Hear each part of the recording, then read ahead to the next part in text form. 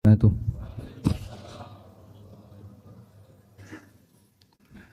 Alhamdulillahi Rabbil Alamin. Wassalatu wassalamu ala ashrafil mursalin Nabiina wa maulana Muhammadin wa ala alihi wa sahbihi ajma'in. Wa ashhadu an la ilaha illallah wahdahu la syarika lah.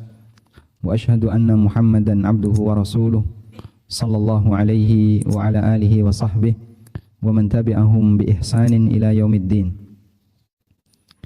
Alhamdulillah alladzi hadana li hadza wa ma kunna linahtadiya laula an hadanallah. Segala puji bagi Allah yang telah memberikan kita hidayah. Andaikan Allah Subhanahu wa taala tidak memberikan kita hidayah, maka mungkin pagi hari ini kita masih dalam posisi sedang tertidur atau melakukan aktivitas yang lainnya. Dan sebuah nikmat yang luar biasa ketika Allah jadikan kita memiliki keyakinan yang benar akan berbagai macam kejadian setelah kematian. Karena bagian yang diingkari oleh orang-orang musyrikin adalah ketika orang itu sudah mati, Allah tidak akan bangkitkan kembali.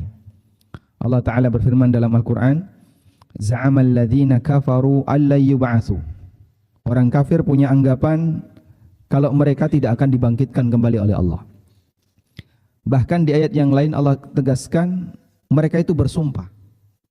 Bersumpah atas nama Allah kalau setelah mati enggak ada kehidupan. Allah Subhanahu wa taala mengatakan wa aqsamu billahi jahda aymanihim la yab'atsallahu may yamut. Mereka bersumpah atas nama Allah jahda aymanihim dengan sumpah yang sesungguhnya. La yab'atsallahu may yamut. Allah enggak bakalan membangkitkan manusia yang sudah meninggal dunia. Karena dalam logika orang musyrikin, dalam logika orang kafir, sesuatu apabila sudah jadi tanah, sudah jadi debu, mustahil bisa dibangkitkan kembali. Apalagi kalau kemudian unsurnya sudah berserakan kemana-mana, ada yang dimakan binatang. Ya. Dulu kalau orang mati di padang pasir kan dikerumuni oleh burung pemakan bangkai. Ada yang dimakan serigala, ada yang dimakan hena. Sehingga mereka punya anggapan, kalau sudah jadi seperti itu, mana mungkin Allah Ta'ala akan menyatukan kembali. Sampai mereka datang kepada Rasulullah SAW, lalu membawa tulang belulang orang yang sudah mati. Ditaruh di hadapan Nabi SAW sambil mengatakan, Qala may yuhyil 'idhama wa hiya ramim. Siapa yang akan menghidupkan tulang-tulang ini kalau sudah jadi tanah? Apa jawaban Allah, Pak? Di lanjutan ayat gimana bunyinya? Qul yuhyihal ladzi. Berarti enggak ada kegiatan yasinan di sini. Ini kan ada di surat Yasin. Qul yuhyihal ladzi ansha'aha awwala marrah. Katakanlah wahai Muhammad, yang menghidupkannya adalah zat yang pertama kali menciptakannya. Sehingga sebagaimana Allah kuasa menciptakan manusia tanpa ada contoh sebelumnya, Allah juga kuasa menciptakan manusia setelah dia sudah dijadikan oleh Allah sebagai tanah, Allah kuasa untuk membangkitkan kembali. Karena itu jamaah yang dimuliakan Allah Subhanahu wa taala memiliki kesadaran akan adanya kehidupan yang kedua pasca kehidupan kita yang pertama yaitu di dunia, adalah bagian dari upaya agar kita bisa menghindari azab Allah ketika di alam kubur. Karena kalau orang tidak punya keyakinan besok akan ada azab kubur, yang terjadi hidup mereka semaunya. Banyak pelanggaran yang dia lakukan, padahal sebenarnya pelanggaran seperti itu bisa menjadi penyebab datangnya azab di alam kubur. Nah, di kesempatan kali ini, sebagaimana tema yang diminta oleh takmir masjid, bahwa kita akan membahas bagaimana caranya untuk menghindari azab kubur. Bapak Ibu yang dimuliakan Allah Subhanahu wa taala, Ibnu Qayyim rahimahullah dalam kitabnya Ar-Ruh menyebutkan rincian tentang sebab-sebab azab kubur. Ada banyak sekali yang disebutkan oleh Ibnu Qayyim, dan di bagian awal beliau menyampaikan berkaitan dengan azab kubur ada yang sifatnya global dan ada yang sifatnya rinci. Yang sifatnya global adalah intinya semua perbuatan maksiat yang dilakukan oleh hamba berpotensi mendatangkan azab kubur. Baik dosa besar maupun dosa kecil. Semua perbuatan maksiat yang dilakukan oleh hamba berpotensi mendatangkan azab kubur. Terutama perbuatan kesyirikan, kekufuran, karena ini penyebab utama manusia akan mendapatkan azab kubur yang paling maksimal. Seperti yang diceritakan oleh Nabi SAW dalam hadis Al-Barra bin Azib. Rasulullah SAW pernah mengiringi jenazah. Lalu ketika sampai makam, ternyata kuburannya belum siap. Akhirnya digali ulang, kemudian disiapkan bagian lahatnya, ya. Sampai kemudian mereka menunggu di kuburan. Dan Rasulullah SAW memanfaatkan momen seperti itu dengan memberikan nasihat kepada para sahabat. Beliau mengatakan, "Ista'idzu min adzabil qabri." Berlindunglah kalian kepada Allah dari azab kubur, diulangi sebanyak 3 kali. Lalu Rasulullah SAW bercerita tentang proses perjalanan ruh dari sejak dicabut oleh Allah Ta'ala hingga dikembalikan lagi ke jasad orangnya ketika di kuburan. Ketika Nabi SAW bercerita tentang orang musyrikin dan orang kafir, pada waktu mereka dicabut ruhnya oleh Allah, lalu kemudian dinaikkan ke langit dunia, diizinkan masuk enggak Pak? Tidak diizinkan masuk. Karena orang kafir, la tufattahu lahum abwabus sama' wa la yadkhulunal jannah hatta yalijal jamalu fi sammil khiyat. Enggak bakalan dibukakan pintu langit dan mereka tidak boleh masuk surga sampai ada onta yang masuk ke lubang jarum. Artinya ungkapan yang mustahil. Seperti kalau kata kita kan, sampai ada gagak berwarna putih, dan itu sesuatu yang mustahil. Lalu kemudian arwah itu dilemparkan lalu masuk ke jasadnya ketika di bumi. Dan Nabi SAW mengatakan, fayudayyaku qabruh, maka kuburannya disempitkan oleh Allah Subhanahu wa taala hatta takhtalifa fihi adla'uhu, sampai tulang-tulangnya itu berserakan, Pak. Kita dalam posisi jasad utuh seperti ini, tulang itu teratur enggak, Pak? Teratur. Sehingga tengkorak kita dalam posisi teratur, tulang kita dalam posisi teratur, rusuk kita dalam posisi teratur. Karena kalau tulang enggak teratur, manusia enggak bisa jalan. Muslim, non-muslim semuanya bisa berjalan normal. Fisiknya, tulangnya teratur. Disempitkan oleh Allah hatta takhtalifa fihi adla'uhu, sampai kemudian tulang-tulangnya berserakan. Entah itu gimana gambarannya, ya. Mungkin tulang kanan pindah ke kiri, tulang kiri pindah ke kanan, tulang atas pindah ke bawah, dan seterusnya. Hukuman yang luar biasa yang diberikan oleh Allah Subhanahu wa taala. Tapi ternyata itu belum cukup. Ketika dia teriak-teriak, enggak ada satupun yang bisa memberikan pertolongan, karena ketika sudah berada di alam barzah, maka orang akan berhadapan dengan hukuman atau nikmat jika dia orang saleh, dan tidak ada satupun yang bisa menemani selain amalnya. Kemudian Nabi SAW menyebutkan, fayuqayyadu lahu al-asamma wal bukma. Kemudian diserahkan kepada sosok makhluk yang buta, al-a'ma wal asamma wal abkam, yang dia buta, dia tuli, dan dia bisu, nggak bisa bicara. Ini makhluk diserai oleh Allah Subhanahu wa taala fi yadihi mirzabah. Lalu dia membawa pentungan. Andaikan pentungan itu dipukulkan ke gunung jadi tanah, tapi ini dipukulkan ke manusia. Kemudian ketika dipukulkan, dia teriak sangat kencang, bisa didengar oleh seluruh makhluk illa tsaqalain, kecuali siapa, Pak? Manusia dan jin. Ini sebab umum yang dijelaskan oleh Nabi SAW berkaitan tentang keberadaan azab kubur bagi orang-orang yang tidak beriman. Baik, disebutkan dalam sebuah riwayat, Rasulullah SAW beliau pernah melewati sebuah kebun. Pada saat beliau melewati sebuah kebun, dijumpai di sana ada beberapa kuburan. Di sini dikatakan, wa idza akburun sittatu au khamsatun au arba'a, ada beberapa kuburan, antara 5 sampai 6 kuburan. Faqala, kemudian Nabi sallallahu alaihi wasallam bertanya, "May ya'rifu ashab hadzal aqbur?"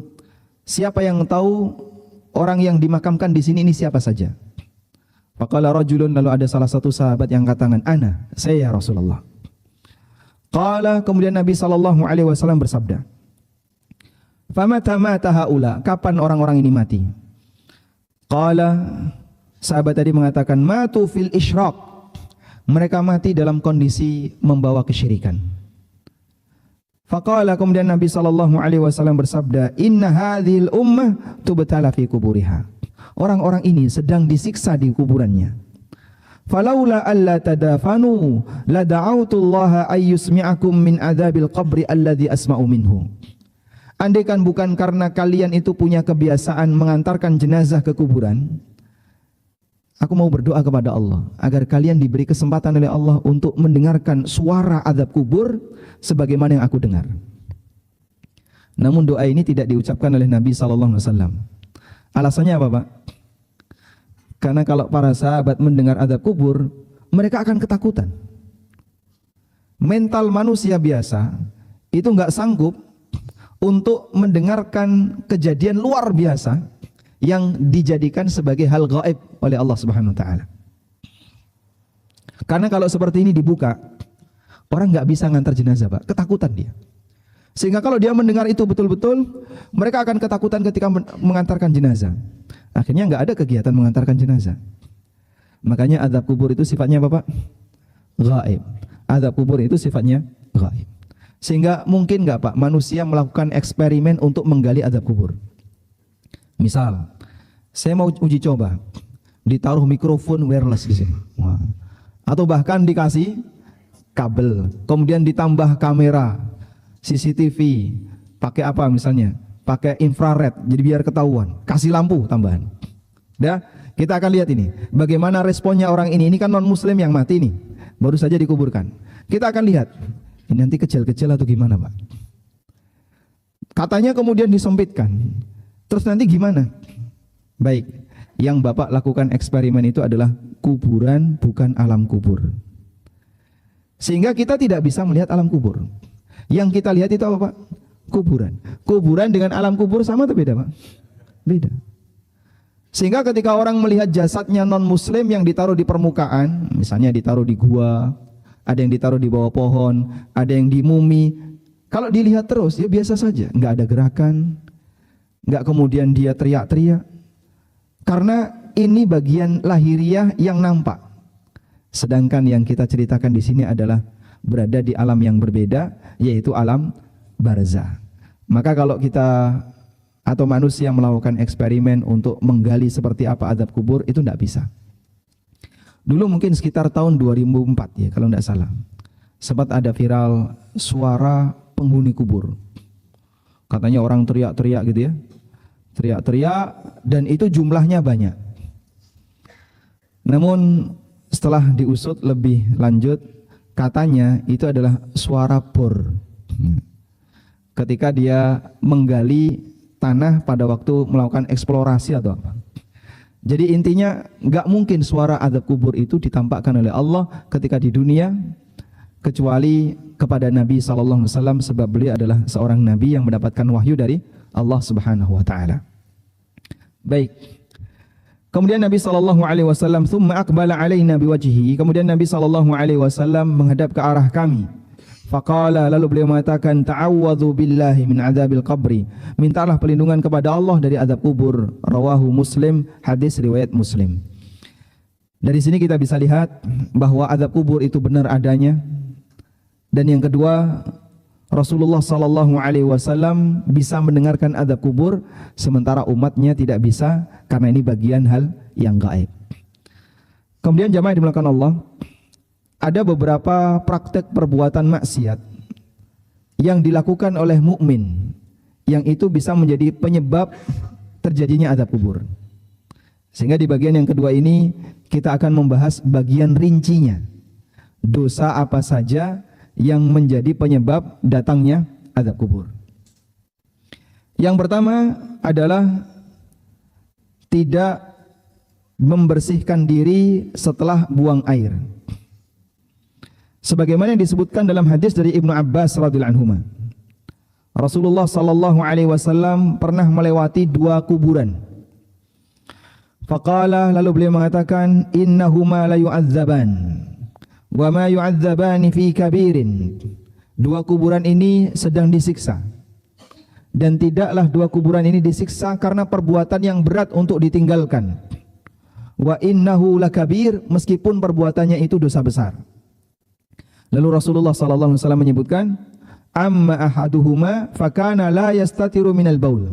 Orang yang pertama itu tidak menutup diri ketika kencing. Maksudnya tidak menutup diri ketika kencing, itu ada dua kemungkinan makna. Pertama, kencing di tempat umum, sehingga kelihatan kemaluannya, ya.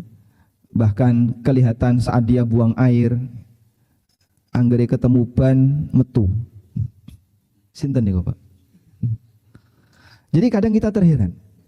Ini orang, masya Allah ya, begitu kebelet langsung nempel ban.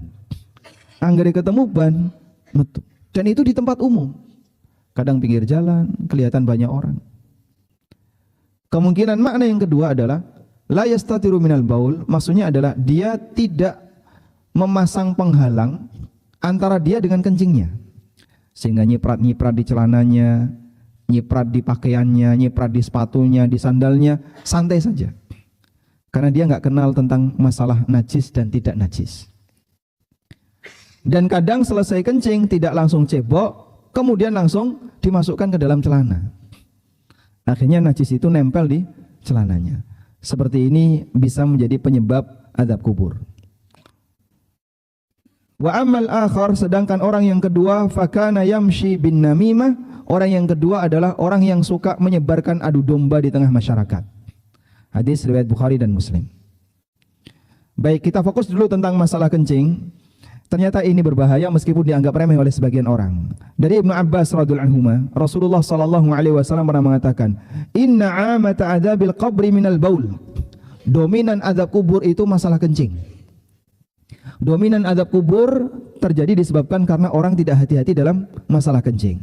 Lalu beliau mengatakan, "Fatanazzahu minhu." Karena itu hati-hatilah ketika kalian tuh kencing. Banyak orang meremehkan seperti ini. Karena pendidikan tentang bagaimana cara bertoilet yang benar, itu banyak orang nggak ngerti. Terutama ketika dia di luar. Sehingga nggak cebok, nyiprat di tempat umum, kelihatan orang, dan seterusnya. Itu hal yang biasa. Bagi non-muslim, Pak, kencing nggak cebok itu biasa. Karena kan mereka tidak punya, tidak punya gambaran tentang masalah menghindari najis. Ini celana nggak pernah dipakai untuk ibadah.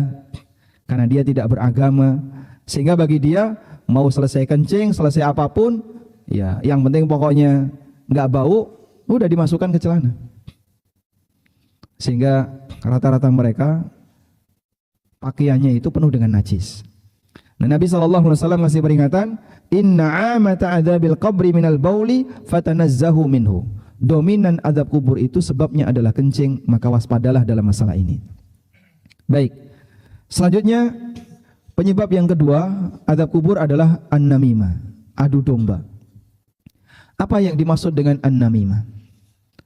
Adu domba itu dilakukan secara jujur, tapi dia punya niat yang sangat jahat, yaitu dalam rangka menimbulkan permusuhan di antara sesama muslim. Para ulama memberikan definisi adu domba adalah naqlul akhbar min ajlil ifsad. Memindahkan berita dari satu orang ke orang lain dengan tujuan untuk merusak hubungannya. Contoh misalnya, A, B, C. A dan B ini berteman. Kemudian satu ketika A bersama C. Namanya orang kadang keceplosan ngomong sesuatu. Lalu A ketika bersama C sempat menyinggung B. Misalnya dia ngomong si B itu kayak orangnya kayak gini. Meskipun sebenarnya A dan B ini teman dekat. Nah, C menjadikan itu sebagai kesempatan. Dia datang ke tempatnya B. B tak cerita nih. Mau cerita lengkap atau cerita pendek? Ya, dipanjang dulu ya. Yang lengkap. Ada apa? Kemarin saya bersama A. Saya jujur ya. Saya nggak tambahi, saya tidak kurangi. Saya jujur. Saya ingin menyampaikan berita ini ke kamu biar kamu ngerti. Kenapa A? Nah, kemudian dia cerita, kemarin A itu sempat menyinggung kamu, kata dia kamu tuh kayak gini, kayak gini, kayak gini. Begitu B dengar itu, gimana dia? Emosi.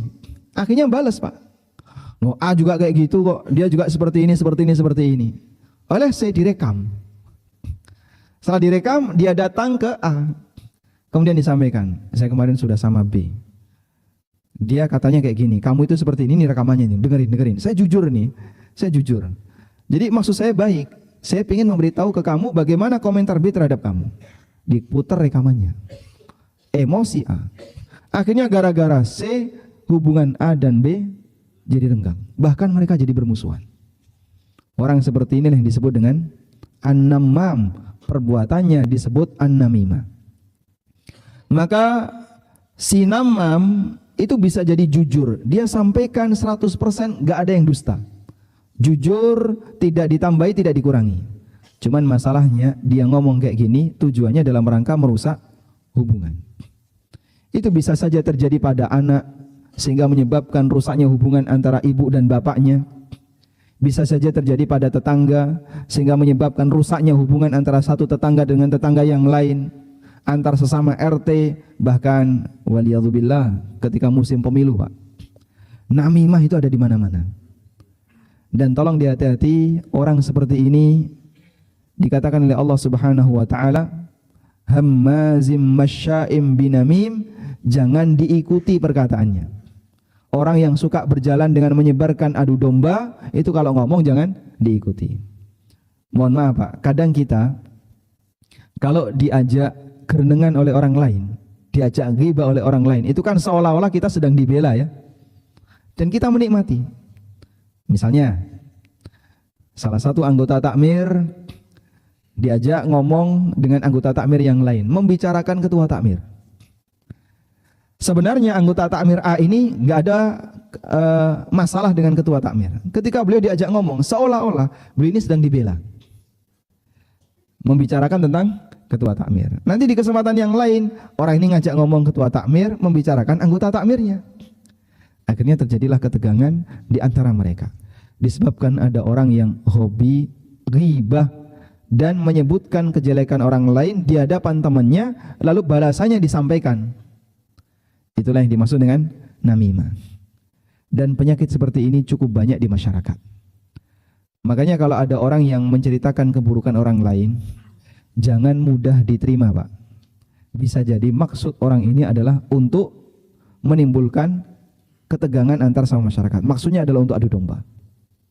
Dan Nabi SAW memberikan ancaman yang sangat keras bahwa adu domba ini salah satu di antara penyebab azab kubur. Selanjutnya yang ketiga. Yang ketiga di antara penyebab azab kubur adalah ghibah, kerenengan. Apa yang dimaksud dengan ghibah? Rasulullah SAW bersabda, "Dzikruka akhaka bima yakrah." Engkau menyinggung tentang temanmu, tentang saudaramu, sesuatu yang tidak dia sukai. Itulah ghibah. Dalam Sahih Bukhari, Imam Bukhari memberikan judul bab di Kitabul Janaiz, di bab tentang masalah jenazah. Kata beliau, "Adzabul qabri minal ghibati wal baul." Penyebab azab kubur di antaranya adalah karena ghibah dan karena urusan kencing. Kemudian beliau membawakan dua hadis di atas, lalu beliau menyebutkan tentang masalah namimah. Namun ini melebar karena di antara makna namimah di situ adalah melakukan ghibah. Selain itu juga disebutkan dalam riwayat yang lain bahwa orang yang melakukan ghibah maka nanti dia akan disiksa oleh Allah Subhanahu wa taala di alam kubur. Padahal Masya Allah yang namanya ghibah itu hampir menjadi penyakit umat. Dimanapun kita berada, selalu kerenengan itu pasti terjadi. Entah di rumah, kalau nggak di rumah ya di tempat kerja, bahkan sampai di masjid dipakai ghibah. Hukum ghibah itu apa? Hukum ghibah itu apa? Dosa besar. Kenapa disebut dosa besar? Sebab Allah Subhanahu wa taala menyebut ghibah itu seperti makan bangkai manusia. Ayuhibbu ahadukum ay ya'kula lahma akhihi maitan fakarihtumu. Apakah kalian doyan ketika disuguhkan daging orang yang sudah mati? Enggak ada orang yang doyan. Digambarkan oleh Allah ghibah itu seperti itu. Karena dia sedang mencemarkan nama baik orang lain di mata orang lain. Sehingga digambarkan seperti makan bangkai. Maka ghibah termasuk salah satu di antara dosa besar. Nah, ada orang yang melakukan perbuatan dosa besar di masjid, yang seharusnya itu adalah tempat untuk ibadah, tapi dipakai untuk ghibah. Baik. Selanjutnya, yang keberapa? Yang keempat. Di antara bentuk dosa yang diancam oleh Allah mendapatkan azab kubur adalah menyebarkan kedustaan. Menyebarkan kedustaan sampai dusta itu tersebar hingga di seluruh penjuru ufuk. Rasulullah sallallahu alaihi wasallam pernah menceritakan mimpinya. Dan mimpi Nabi sallallahu alaihi wasallam itu wahyu. Sebab setan tidak akan masuk ke dalam mimpinya para nabi. Mereka dilindungi oleh Allah Subhanahu wa taala. Dalam hadis dari Samurah bin Jundub radhiyallahu anhu, Nabi sallallahu alaihi wasallam bersabda, "Fantalaqna fa'ataina ala rajulin mustalqin liqafahu." Kami kemudian melanjutkan perjalanan. Dalam mimpi itu beliau didampingi oleh dua malaikat lalu berjalan. Kemudian dalam perjalanan itu beliau melihat aneka kejadian-kejadian yang aneh.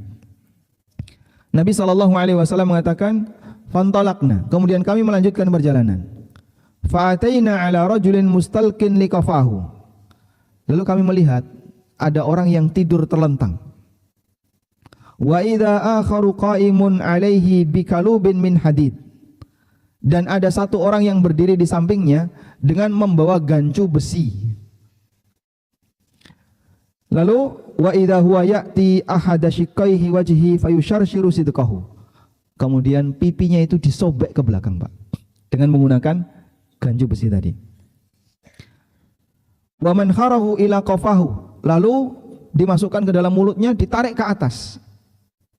Ditarik ke atas sampai ke tengkuknya. Wa ainahu ila qafahu. Kemudian dimasukkan lewat matanya, kemudian ditarik ke samping.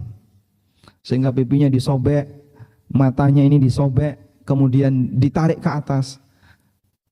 Kepalanya itu dibelah-belah dengan menggunakan gancu tadi. Qala thumma yatahawwalu ilal janib akhar fayaf'alu bihi mithla ma fa'ala bil janib awal. Pertama yang disobek sebelah kanan. Setelah itu orang ini pindah ke sebelah kiri, disobek sebelah kiri. Begitu nyobek sebelah kiri, sebelah kanannya sudah sempurna. Dikembalikan oleh Allah. Terus diulang lagi seperti itu. Kepalanya dirobek-robek dengan menggunakan gancu. Nabi SAW melihat seperti itu, Pak. Dan Nabi itu punya mental yang lebih kuat dibandingkan manusia biasa. Kejadian kayak gini, Pak, kita kalau lihat, mungkin kita nggak kuat. Jangankan lihat kayak gitu, lihat orang kecelakaan saja kadang sudah tutup mata. Suruh nulungin nggak berani. Megang misalnya, Pak, ada tangan putus kita pegang, suruh mindahkan. Ada sebagian orang yang nggak berani. Dia merasa jijik. Tapi para nabi diberi oleh Allah kekuatan mental yang lebih, sehingga melihat kejadian-kejadian yang menakutkan kayak gini, beliau bisa menyaksikan dengan maksimal dan bisa menceritakannya. Lalu Rasulullah sallallahu alaihi wasallam mengatakan, "Subhanallah man hadani, subhanallah man hadani." Siapa orang ini? Siapa orang ini? Subhanallah. Tsumma qala, kemudian dikatakan oleh malaikat, "Innahu rajulu yaghdu min baitihi fayakdzibul kadzibata tablughul afaq." Ini orang keluar dari rumahnya, lalu dia menyebarkan kedustaan, dan kedustaan itu tersebar ke seluruh penjuru dunia. Dan ini di zaman kita gampang sekali, Pak. Kalau dulu di masa silam, getok tular, MLM, mulut lewat mulut, dulu ya. Ini ngomong, kemudian itu ngomong lagi ke sebelahnya, sehingga prosesnya lama. Sekarang tinggal tulis status, tinggal enter, nyebar kemana-mana. Makanya tolong diwaspadai jamaah berkaitan dengan masalah kedustaan atas nama Nabi SAW. Misalnya ada orang menyebutkan keutamaan bulan ini, disebutkanlah hadis panjang sekali, lalu disebarkan. Nah, ketika dia sebarkan, ditulis di bagian bawah, tolong sebarkan ini ke 10 nomor yang Anda kenal. Kalau tidak, maka rezeki Anda akan seret, kehidupan Anda akan susah, dikasih ancaman ya. Jika Anda menyebarkannya, maka hajat Anda akan terpenuhi. Ini sudah dusta, ngasih motivasi dusta. Atau misalnya klaim, kemarin penjaga Masjid Nabawi Syekh Fulan bermimpi Nabi SAW menyuruh seperti ini, disebarin kemana-mana. Bahaya itu Pak. Kalau kita mendapatkan berita yang seperti ini, yang nggak jelas ya, menyebutkan tentang keutamaan yang besar, atau tentang praktek amal-amal yang nggak jelas, sebaiknya tolong ditanyakan dulu kepada para ustadz yang berkompeten dalam bidang itu. Pak Ustadz, ini benar nggak? Kalau nggak benar, jangan disebarkan. Dan Masya Allah, hampir setiap bulan itu ada hadis yang menyebutkan keutamaan bulan tersebut dengan redaksi yang sama seperti hadis-hadis bulan yang lain. Saya pernah mendapatkan broadcast WA ya. Sebenarnya hadisnya itu berkaitan dengan Ramadan. Hadisnya menyebutkan man fariha bidukhuli Ramadan harrama wajhahu 'alan niran. Siapa yang merasa bahagia dengan masuknya bulan Ramadan, maka wajahnya akan diharamkan untuk tersentuh neraka. Meskipun hadis ini sendiri adalah hadis yang lemah, hadis yang dhaif. Lalu belakangan muncul man fariha bidukhuli Rajab harramallahu wajhahu 'alan niran. Belakangan muncul lagi ketika bulan Sya'ban, man fariha bidukhuli Sya'ban harramallahu wajhahu 'alan niran. Siapa yang berbahagia dengan masuknya bulan Rajab, maka Allah akan haramkan wajahnya masuk neraka. Ketika bulan Sya'ban dapat broadcast yang sama, kalimatnya sama Pak. Jadi nama bulannya yang diganti. Dan kadang mereka itu nggak merasa malu, dalam kurung HR Bukhari. Itu orang awam. Kalau membaca kayak gini, dia kan nggak tahu ya. Ngertinya dalam kurung apa? HR Bukhari. Bisa nggak Pak ngecek di Sahih Bukhari? Mas Sahih Bukhari aja nggak punya dan nggak bisa baca Arab, sehingga bagaimana mungkin bisa ngecek? Cuman bagi mereka yang sudah terbiasa dengan hadis, hadis dhaif itu punya bau dan aroma khusus Pak. Sehingga dengan hanya melihat redaksinya, dengan melihat seperti apa perawinya, beliau sudah tahu, oh ini hadis yang palsu. Dan seperti ini cukup sering terjadi di masyarakat, terutama di bulan-bulan yang dianggap punya amalan khusus. Bulan Rajab, bulan Muharram, ya, kemudian bulan apa lagi? Bulan Sya'ban, bulan Dzulqa'dah, bulan Dzulhijjah, yang ada amalan khususnya itu dibuatkan hadis-hadis yang palsu, lalu disebarkan tablughul afaq, kemudian menyebar hingga ke seluruh ufuk muka bumi. Sampai langsung di Amerika, sampai ke belahan bumi yang lain yang nyebarin dari Indonesia. Makanya waspada, karena semacam ini termasuk di antara apa? Penyebab azab kubur dengan suasana seperti yang tadi diceritakan oleh Nabi SAW. Kepalanya itu dibelah-belah dengan menggunakan gancu, kemudian berulang seperti itu ila ayyasha Allah, sampai masa yang dikehendaki oleh Allah Subhanahu wa taala. Baik, selanjutnya penyebab azab kubur yang kedua. Ini tantangan bagi para dai, para ustadz. Hajrul Quran ba'da ta'allumihi wan naumu 'anis salatil maktubah. Memboikot Quran padahal dia bisa untuk baca Quran. Setelah dia belajar Quran, tapi Qurannya ditinggal. Dan tidur ketika datangnya sholat wajib. Sudah tahu masuk subuh, tapi masih ngorok. Sudah tahu masuk subuh, selimutnya malah diangkat. Sehingga dia meninggalkan sholat subuh, padahal dia sempat ngelilir ketika azan subuh. Yang seharusnya dia bangun untuk melakukan sholat, tapi malah mapan untuk tidur.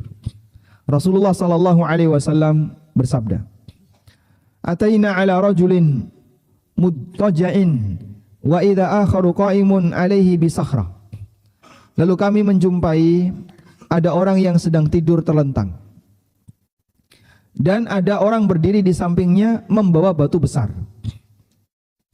Wa idza huwa yahwi bisakhrati li ra'sihi fayathlahu ra'sahu fayadahdahu al-hajaru hahuna fayattabi'u al-hajaru fayakhudhuhu fala yarju ilaihi hatta yasiha ra'suhu kama kana. Orang yang berdiri tadi melemparkan batu tersebut ke atas kepala orang yang tidur, sampai kepalanya pecah, terus batunya gelinding. Ketika batunya gelinding, dikejar oleh orang yang melemparkan tadi. Dikejar, begitu dapat, balik lagi, kepalanya sudah kembali utuh. Kemudian dia dikepruk lagi kepalanya, gelinding lagi, dikejar lagi, ketika sampai kepalanya kembali utuh lagi, dan begitu seterusnya ila ayyasha Allah, sampai batas waktu yang dikehendaki oleh Allah Subhanahu wa taala. Nabi SAW ketika melihat semacam ini beliau mengucapkan subhanallah ma hadan. Subhanallah, apalagi ini? Siapa orang ini? Kemudian dikatakan kepada beliau, walladzi ra'aitahu yushdahu ra'suhu. Orang yang kau lihat kepalanya dipecah, farajulun 'allamahu Allahul Qur'an fanama anhu bil lail wa lam ya'mal bihi bin nahar. Itu adalah orang yang diberi oleh Allah ilmu Al-Qur'an. Dia bisa baca Quran, dia ngerti Quran, tapi malam harinya enggak dibaca, siang harinya enggak diamalkan.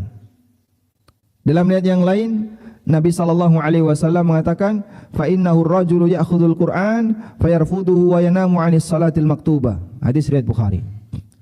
Dia sudah diajari oleh Allah Al-Qur'an, bisa baca Quran, ngerti maknanya, tapi ditinggal tidur dan enggak salat wajib. Masya Allah. Ini tantangan bagi kaum muslimin yang paham Quran. Mereka punya tanggung jawab untuk menjaganya dan membacanya setiap malam. Makanya Bapak Ibu yang diberi oleh Allah Subhanahu wa taala kemampuan baca Quran, tolong jaga baik-baik untuk membacanya ana al-laili wa ana an-nahar. Kalau bisa siang dan malam. Malamnya enggak sempat Pak, capek banget mau tidur, baik paginya jangan lupa. Biar sehari itu tetap ada bacaan Quran yang kita baca sesuai dengan kemampuan yang mampu kita baca. Anda mau mampu baca 1 juz, alhamdulillah bagus. Setengah silahkan, 100 ayat juga boleh. Yang penting setiap hari kita membaca Al-Quran. Baik. Selanjutnya, di antara penyebab azab kubur berikutnya adalah makan riba.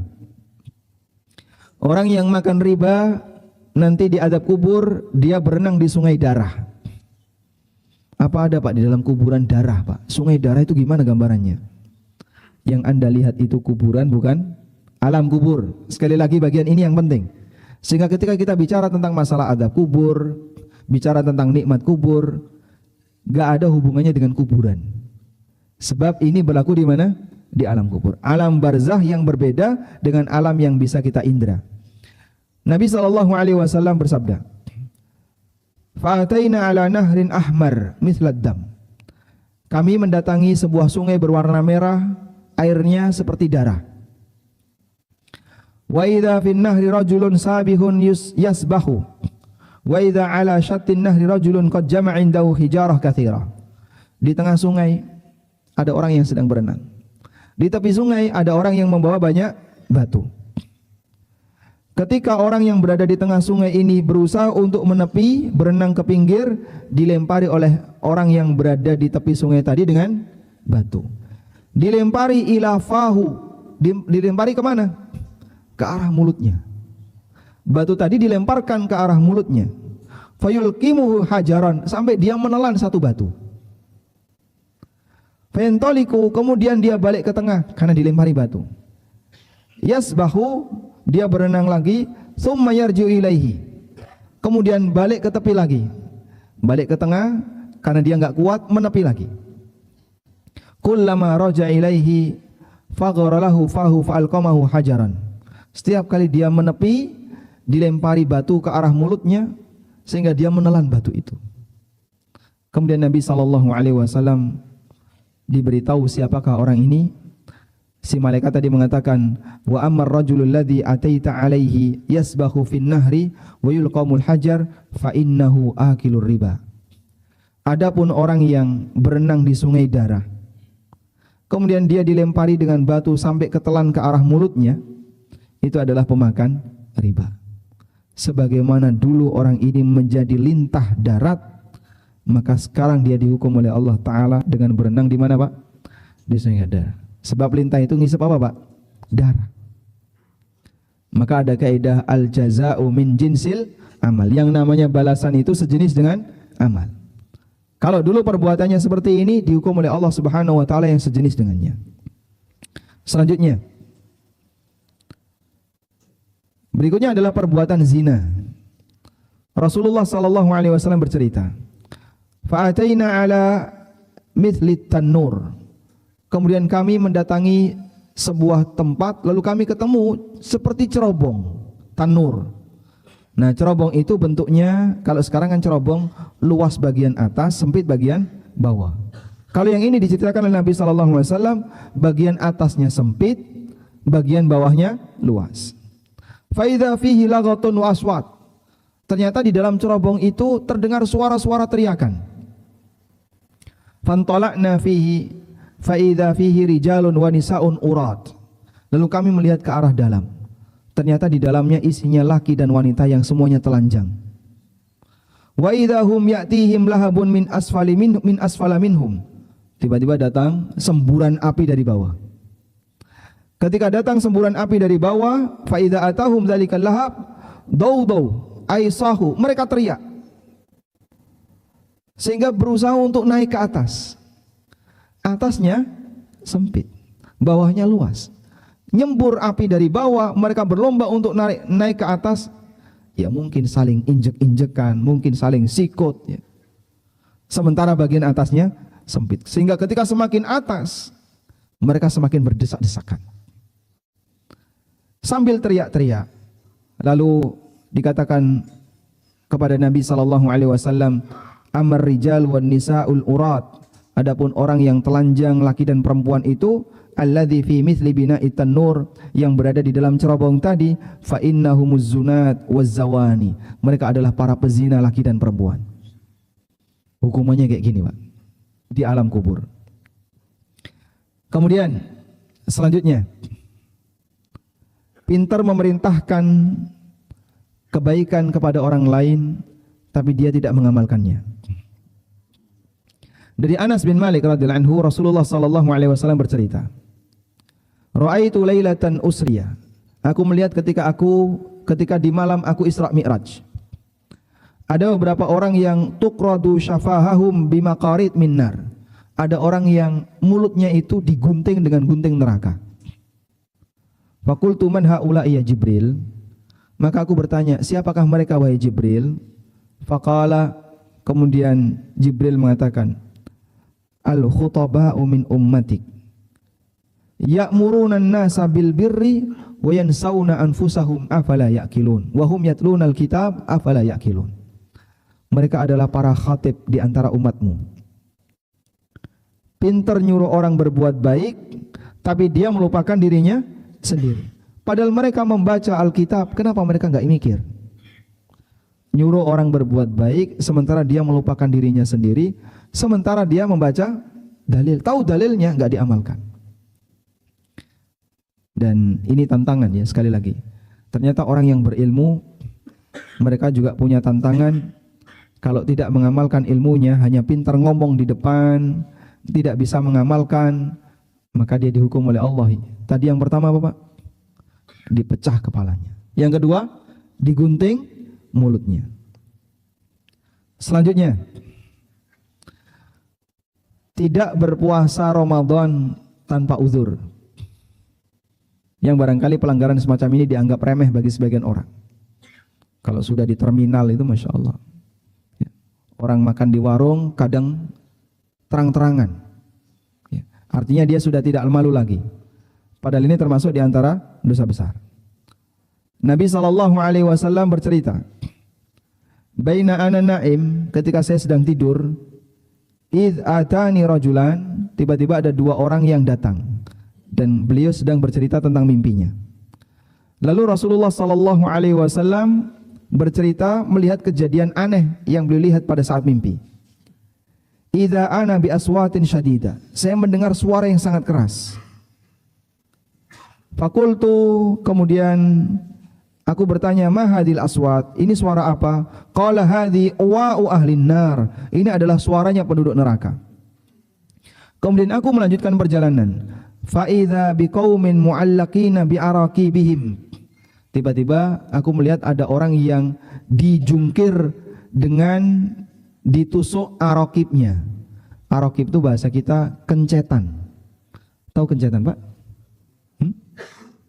Kalau Bapak Ibu lihat orang jualan sate, ya, biasanya dagingnya diapain?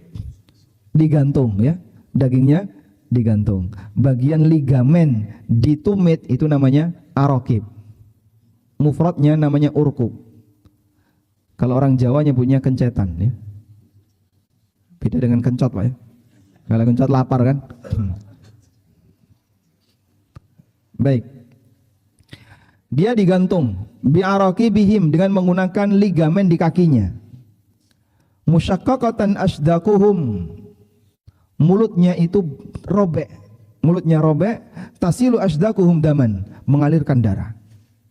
Qultu, kemudian saya bertanya, man haula, siapakah mereka? Humul ladzina yuftiruna qabla tahillati siyamihim. Mereka adalah orang yang membatalkan puasanya sebelum waktunya. Maksudnya orang poso.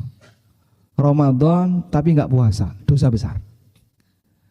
Ini bukan dosa yang remeh. Tapi Pak, nanti tak kodok. Kalau enggak ada uzur enggak boleh. Ibadah itu hukum asalnya adalah dilakukan tepat waktu. Sehingga kalau enggak punya uzur pada asalnya apa? Tidak boleh sengaja kodok, enggak boleh. Maka orang yang tidak berpuasa di bulan Ramadan tanpa uzur dosa besar. Tapi saya enggak sahur, bukan syarat puasa harus sahur. Terus nanti kalau enggak kuat gimana? Puasa dulu baru ngomong enggak kuat. Kadang belum orang itu sudah ketakutan. Sehingga tadi malam saya lupa sahur Pak Ustadz. Akhirnya saya khawatir nanti enggak kuat terus enggak poso. Loh, belum terbukti Anda enggak kuat, kenapa sudah tidak berpuasa? Maka Anda harus berpuasa sampai betul-betul ketika Anda enggak kuat baru silahkan berbuka. Tapi selama masih kuat wajib untuk apa? Berpuasa. Baik, dan ini menunjukkan betapa besarnya orang yang meninggalkan puasa Ramadan tanpa uzur. Syuruk jam berapa Pak? Sudah masuk.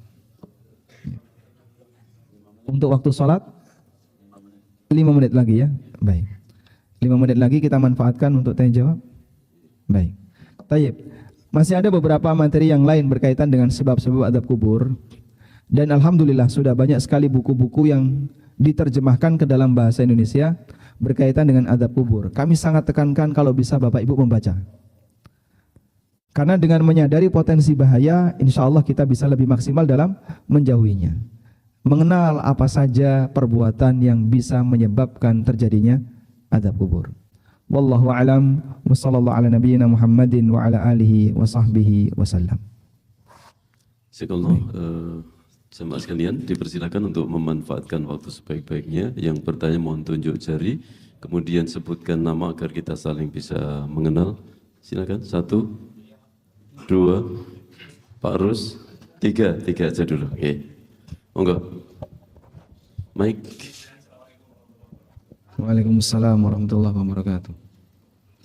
Pertanyaan saya terkait ghibah. Bagaimana jika ada seorang istri setelah sepulang kegiatan hari-harinya, dia pulang terus bercerita panjang lebar di depan suaminya terkait mungkin teman rekan kerja atau intinya berdiskusi atau curhat seperti itu, dan itu masuk hukum ghibah atau tidak? Terima kasih. Masya Allah. Harus. Baik. Memang kadang dalam satu keluarga ada yang suami ngejak istrinya maksiat, ada istri ngejak suaminya maksiat. Kalau Anda punya masalah di tempat kerja, sebaiknya selesai di tempat kerja atau dibawa pulang, Pak? Selesai di tempat kerja. Tapi kan kadang kita nggak puas dengan itu. Kita punya masalah di tempat kerja, entah dimarahi bosnya, entah punya masalah dengan temannya, lalu kita merasa sedih. Saat kita merasa sedih, kita bawa pulang. Sampai di rumah kita sampaikan ke istri kita, ke orang tua kita, akhirnya mereka ikut sedih. Sehingga Anda pulang dengan membawa masalah dari luar. Yang seharusnya mungkin kalau mereka nggak dapat cerita itu, mereka masih bisa bahagia, mereka masih bisa tenang-tenang saja. Begitu kita kasih cerita tentang ini, jadinya apa Pak? Tertular kesedihannya. Makanya kalau kita ingin membuat keluarga kita nyaman, sebaiknya masalah di luar, kalau memang bisa diselesaikan tanpa melibatkan keluarga, jangan bawa pulang Pak. Selesaikan di luar. Ibu-ibu juga gitu ya. Punya masalah dengan tetangganya, punya masalah dengan siapa, kalau sekiranya Anda tidak perlu menceritakan itu ke suami, sebaiknya jangan ceritakan ke suami. Tapi kalau istrinya seneng wadul ya, hobinya curhat kepada suaminya, akhirnya punya masalah dikit curhat suami, punya masalah lagi curhat suami, ditampung semua oleh suami nih, suaminya cepet tua. Panjang bes tua ya. Biasanya dalam satu keluarga yang lebih cepat mati itu bapak atau ibu? Yang mana Pak? Bapak ya, yang laki-laki. Yang laki-laki lebih cepat mati. Karena laki-laki itu ketika punya masalah di luar dipendem dewe. Istrinya ketika punya masalah dibagikan ke suaminya. Ketumpuk nih suami nih cepat mati. Pripun Pak? Mumet bojone. Baik. Karena itu kalau kita punya masalah di luar sebaiknya jangan dibawa pulang. Kecuali kalau ini harus melibatkan keluarga. Nah itu baru silahkan diskusi dengan keluarga. Selanjutnya, kalau ghibah yang seperti ini apakah termasuk ghibah yang terlarang? Jika istri Anda menyebutkan nama dan nama itu Anda kenal, hukumnya haram. Tapi kalau nggak sampai nyebut nama atau nyebut nama dan yang Anda tidak kenal, insya Allah tidak masalah. Karena ghibah itu salah satu di antara syaratnya adalah dikenal oleh orang yang diajak ghibah. Misal ya, istri bapak cerita, tadi di kantor itu ada orang kayak gini mas, saya tuh jengkel sama dia itu gini, masa pipis nggak cebok misalnya. Misalnya ya, dia udah beli tapi nggak bayar, tapi dia nggak cerita siapa orangnya, dia nggak cerita. Nah kalau dia nggak cerita, maka insya Allah tidak terhitung sebagai ghibah yang terlarang. Sebagaimana dalam hadis riwayat Bukhari, Aisyah itu pernah cerita kepada Nabi SAW tentang obrolan 12 wanita, menceritakan suaminya, mulai dari wanita 1 sampai wanita yang ke-12, semua cerita tentang suaminya. Orang pertama dia punya pengalaman dengan suaminya seperti ini. Dalam hadis Ummu Zara yang terkenal dia, hadis Ummu Zara. Orang terakhir Ummu Zara cerita tentang keluarganya Abu Zara, yang kemudian Aisyah merasa senang dengan keluarga Abu Zara. Lalu Nabi SAW mengatakan, Ana mithlu Abu Zara ghaira anni la utallikuki. Aku seperti Abu Zara kepada kamu. Bedanya aku tidak menceraikan kamu, karena Abu Zara menceraikan Ummu Zara. Tayyib. Dan di situ Aisyah radhiyallahu anha tidak bercerita tentang siapa 12 wanita itu. Beliau hanya bercerita tanpa menyebut nama. Sehingga kalau ghibah tidak menyebut nama, insya Allah tidak terhitung sebagai ghibah yang terlarang. Wallahu a'lam. Nah. Terima kasih, alhamdulillah. Saya menanyakan Ustadz, apa ini termasuk azab kubur atau tidak? Ini ada suaranya, nggak ada orangnya di mana? Oh, masya Allah, alhamdulillah. Mohon maaf Pak ya, karena nggak kelihatan. Nggih, monggo. Saya lanjutkan, apakah ini termasuk azab kubur atau tidak apabila kita atau orang membuat nisan di kuburan, nanti mayatnya itu tersisa di kubur. Saya pernah dengar yang demikian. Apa ini termasuk azab kubur atau tidak? Makasih penjelasannya. Assalamualaikum warahmatullahi wabarakatuh. Waalaikumsalam warahmatullahi wabarakatuh. Nah, kita punya kaidah yang Allah ajarkan dalam Al-Quran. Wala taziru waziratun wizra ukhra. Orang yang berbuat dosa, dosanya tidak bisa ditanggung oleh orang lain. Maka ketika si A berdosa, dia tidak bisa mengalihkan dosanya ke si B. Nah, berkaitan dengan masalah nisan, kijing ya. Ada nisan, ada kijing, beda ya. Kalau nisan itu papan kanan kiri ya, yang membatasi luas atau panjang kuburan, itu nisan. Kalau kijing, bangunan yang berada di atasnya. Yang dilarang oleh Nabi SAW itu kijing. Dan Syafi'iyah melarang praktek kijing atau memasang kijing jika berada di pemakaman umum. Kalau orang ditaruh di pemakaman umum dalam mazhab Syafi'iyah haram menggunakan kijing. Makanya kita tidak tahu yang pakai kijing itu pakai mazhab apa ya. Padahal di Syafi'iyah itu dilarang. Baik. Berkaitan dengan memasang kijing seperti ini, apakah mayit akan disiksa disebabkan karena dia masang kijing? Karena orang yang hidup masang kijing untuknya? Apabila itu adalah murni pelanggaran yang hidup, murni pelanggaran orang yang hidup, maka mayit tidak turut menanggung dosanya. Ada beberapa kuburan para nabi yang dikijing. Misalnya di daerah Yordan itu banyak sekali beberapa kuburan nabi. Dan itu ada kijingnya gede-gede Pak. Ya, kita bisa tonton di TV ya, bisa tonton di internet. Kijing yang besar-besar seperti ini dipasang oleh orang belakangan pada sebuah kuburan yang itu diklaim adalah kuburan para nabi. Ya meskipun bukti pastinya nggak ada. Saya pernah mendapatkan keterangan dari salah satu penunggu kuburan Nabi Yusha bin Nun. Jadi ada kuburan yang panjang sekali. Panjangnya mungkin ada 10 meter mungkin, panjang sekali. Mungkin lebih dari 10 meter, belasan itu. Terus beliau bilang, kenapa kok panjang? Karena kita nggak yakin tepatnya di posisi mana beliau ini kuburannya. Apakah di bagian ujung, bagian tengah, atau bagian samping. Tapi kurang lebih sepanjang ini salah satunya. Ya. Wah, kalau kayak gini terus kita kalau doa gimana? Jadi tidak bisa dipastikan itu adalah kuburan Nabi tertentu, tapi ada kijingnya besar. Nah, andai kan misalnya anggaplah itu adalah kuburan seorang Nabi, terus dipasang kijing, apakah Nabi dihukum oleh Allah? Tidak, karena mereka nggak pernah mengajarkan itu. Seorang Nabi tidak akan dihukum oleh Allah disebabkan karena ada kijing di atas makamnya. Kecuali kalau dia pernah berwasiat. Ada orang pernah berwasiat, besok kalau aku mati, tolong kuburanku dipasangi kijing cungkup, bila perlu dikasih kubah. Masya Allah. Kuburan kayak kijing yang kecil ya, kasih cungkup, rumah-rumahan tuh, atasnya dikasih kubah. Nah yang kayak gini, ya karena dia berwasiat dan itu terlaksana, maka dia turut menanggung dosa. Wallahu a'lam. Yang ketiga, silakan. Apa hukumnya membiarkan peliharaan kita seperti ayam atau kambing di kuburan? Yang pertama, yang kedua, masalah ritual. Misalkan kita punya uang pas-pasan, punya uang hanya pas-pasan untuk membeli motor atau barang elektronik lainnya, kita cuma punya uang 2 juta.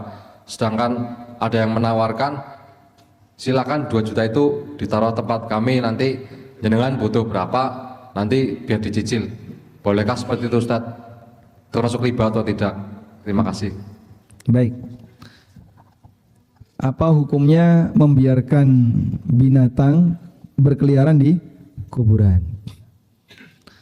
Wallahu a'lam. Berkaitan dengan masalah membiarkan binatang, yang dilarang adalah ketika dia ngerusak harta orang lain. Misalnya nerabas kacang ya, atau jagung atau pari milik orang lain sehingga ngerusak tanaman orang lain. Bagian ini yang dilarang. Dan kalau sampai ngerusak, maka pemilik binatang wajib ganti. Nah, kalau untuk kuburan saya tidak tahu. Cuman yang namanya kuburan itu biasanya banyak didatangi oleh binatang. Karena itulah Nabi SAW meminta agar kuburan itu dibuat dalam agar tidak digali oleh anjing. Karena mungkin dia bisa mencium bau mayit, akhirnya digali. Dan di makam Baqi, di kuburan Baqi itu banyak sekali burung dara. Ada banyak burung dara. Mereka ya namanya binatang ya kadang bertengger di atas kuburan. Kok itu nginjak kuburan gimana? Oh, manuk kok dia. Kalau manusia nggak boleh. Kalau binatang tidak ada hukum bagi mereka. Sehingga dalam situasi seperti ini bukan bagian yang mutlak dilarang ketika binatang dibiarkan di kuburan. Dan biasanya kalau ada rumput di kuburan itu gimana Pak? Punya siapa itu? Tidak ada yang punya. Artinya mau diambil oleh siapapun silahkan. Sehingga andaikan ada kambing yang masuk kuburan terus makan rumput di situ, hukumnya gimana? Tidak masalah, sebab tidak ada pemiliknya. Yang kedua, berkaitan dengan masalah transaksi riba. Kalau ada orang punya uang 2 juta, lalu pengen beli motor 12 juta, solusinya bagaimana? Solusinya belilah motor 2 juta. Ada duit 2 juta kok pengen motor 12 juta kan dia kaduan deh. Ada orang yang kayak gitu, Pak Ustadz saya itu cuma punya uang 3 juta, tapi saya pengen beli motor 16 juta. Solusinya bagaimana agar saya tidak terjebak riba? Ya, maka saya sampaikan, Anda beli motor 3 juta, insya Allah bebas dari terjebak riba. Sesuai dengan kemampuan yang dia punya. Sehingga kalau orang sudah menggayuh terlalu jauh, apa yang tidak dia punya, sampai harus diwangi utang-utang ya, memaksakan diri, ini hal yang kurang baik. Kecuali, Pak kalau motor harga 2 juta, nggak layak untuk saya gunakan berdagang misalnya. Saya butuh motor yang kuat, saya butuh motor yang seperti ini, sehingga Anda harus mengadakan motor yang lebih bagus. Dengan pertimbangan itu insya Allah nggak masalah, karena Anda terdesak di sana. Selanjutnya, akadnya bagaimana yang benar? Kalau ini berhubungan dengan lembaga keuangan syariah, misalnya BMT atau koperasi syariah, caranya begini, minta itu lembaga untuk beli dulu motor seperti yang Anda harapkan. Tunjukkan spesifikasinya. Saya pengen motor dengan merek ini, cc-nya sekian, cirinya kayak gini, warna dan seterusnya. Lalu dia belikan. Setelah beli, baru 2 juta diserahkan. Jadi DP 2 juta itu baru dikasihkan setelah penjualnya, lembaga keuangan ini memiliki unit yang mau dijual. Kalau belum memiliki unit, DP sudah disetorkan, nanti masuk kategori kalik bil kalik. Jual beli utang dengan utang, dan itu haram dengan ijma' ulama. Wallahu a'lam. Nah. Ustaz, mau tanya, kalau orang sebelum meninggal sudah bertobat dari sekian dosa tadi yang mengakibatkan ada kubur, serta sudah berdoa Allahumma inni a'udzubika min adzabil kubur di rakaat terakhir sebelum salam, apakah masih di adab kubur? Terima kasih. Apabila ada orang yang sudah bertaubat dari semua dosanya sebelum dia meninggal dunia, wallahu alam, apakah nanti dia masih di adab kubur atau tidak? Prinsipnya begini, kalau taubatnya diterima oleh Allah berarti sudah tidak ada dosa. Dan kalau sudah tidak ada dosa, maka insya Allah tidak ada adab kubur. Cuman begini Pak, adab kubur yang berlaku bagi mukmin itu sifatnya sementara. Misalnya, dia punya dosa sampai grade 10. Lalu dia diadab kubur oleh Allah hingga dosanya itu turun, sehingga adab kubur bagi mukmin itu menurunkan kuantitas dosanya. Dan itu tidak menjadi kredit di akhirat, sehingga di akhirat dosanya jadi lebih sedikit. Karena adab kubur itu jadi kafarah. Adab kubur itu jadi kafarah. Sehingga dulu orang ini pernah A, pernah B, pernah C, dan taubatnya belum diterima karena mungkin dia nggak sungguh-sungguh, dia dikasih adab kubur. Nah, saat dia dikasih adab kubur, itu menurunkan nilai dosa sehingga tidak dibawa sampai hari akhirat. Makanya ini kebahagiaan bagi mukmin, ternyata adab kubur yang dia alami menurunkan kuantitas dosanya. Nah, kalau kemudian sudah diampuni semuanya oleh Allah, insya Allah sudah tidak ada lagi hukuman. Wallahu a'lam. Demikian jemaah sekalian, dan mohon untuk Ustadz menutup dengan doa. Nah, demikian yang bisa kita sampaikan berkaitan dengan masalah penyebab azab kubur. Semoga semakin menambah iman, ini yang paling penting. Karena kajian yang ideal itu adalah kajian yang menambah iman. Jadi kita pulang iman kita naik. Seperti yang dikatakan oleh Mu'ad bin Jabal, hayya nu'minu sa'atan. Beliau ketika ngundang orang untuk ngumpul kajian, beliau katakan, hayya nu'minu sa'atan. Mari kita ngecas iman sesaat. Dan ngecas iman itu dengan membaca hadis-hadis seputar masalah hal yang gaib, tentang masalah adab dan hukuman yang akan diberikan oleh Allah di yaumil akhir, insya Allah akan semakin menambah iman. Kita mohon kepada Allah Subhanahu wa taala, semoga Allah melindungi kita dari adab kubur maupun adab di yaumil akhir. Allahumma inna nas'aluka bi anna nashhadu annaka antallah la ilaha illa anta al-ahadu as-samadu alladhi lam yalid wa lam yulad wa lam yakul lahu kufuwan ahad. Rabbana ighfir lana wal ikhwanina alladhina sabaquna bil iman wa la taj'al fi qulubina ghillan lil ladzina amanu rabbana innaka ra'ufur rahim. Allahumma inna nas'alukal huda wat tuqa wal afafa wal ghina. Allahumma a'idna min adzabil qabri wa adzabin finnar. Rabbana atina fid dunya hasanah wa fil akhirati hasanah wa qina adzabannar. Wa sallallahu ala nabiyyina Muhammadin wa ala alihi wa sahbihi wa sallam.